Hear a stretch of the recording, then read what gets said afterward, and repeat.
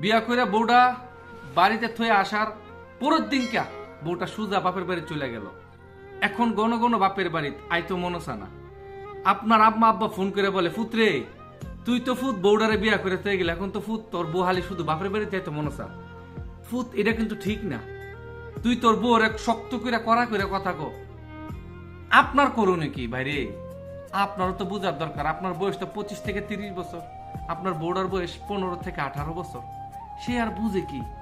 বাড়িতে কোনো কাজ কাম করে নাই, হঠাৎ করে কাজের প্রেশার তার মাথার মধ্যে পড়ছে। সকালে ফজরের পর পর ঘুম থেকে ওঠার লাগে, এশারের পর পর্যন্ত তার কাজই করা লাগে। বাড়ির সব কাজের দায়িত্ব তার মাথার মধ্যে। এখন আপনি কিছু বলতে পারতেছেন আপনার আম্মা আব্বারে। এখন আপনি তার বুঝান যে তুমি চেষ্টা করো একটু কম যাওয়ার জন্য, তবে তারে ছাড় দিয়েন, কারণ তার বয়স কম। তো হঠাৎ করে তার মাথার মধ্যে বিশাল বড় একটা বোঝা পড়ছে। আপনার আম্মা আব্বারও বুঝায় যে সে ইনশাল্লাহ ঠিক হইব, তোমরা একটু সুযোগ দাও। আর আপনারও বোঝার দরকার যে নতুন বিয়ে হয়েছে, একটু কষ্ট করে থাকেন, বই কি করবেন, এটাই পৃথিবীর নিয়ম।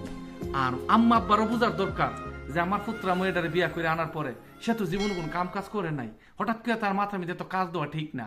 তারে বুঝাইয়া মিষ্টি ভালোবাসা দিয়ে রাখার দরকার। আম্মা আব্বারও বোঝার দরকার। সবচেয়ে বেশি বোঝার দরকার স্বামী প্রবাসী। একটু মিষ্টি মধুর কথা বলবেন, হাসি দিয়ে কথা বলবেন, ইনশাল্লাহ 2-4 বছর ঠিক হয়ে যাবে।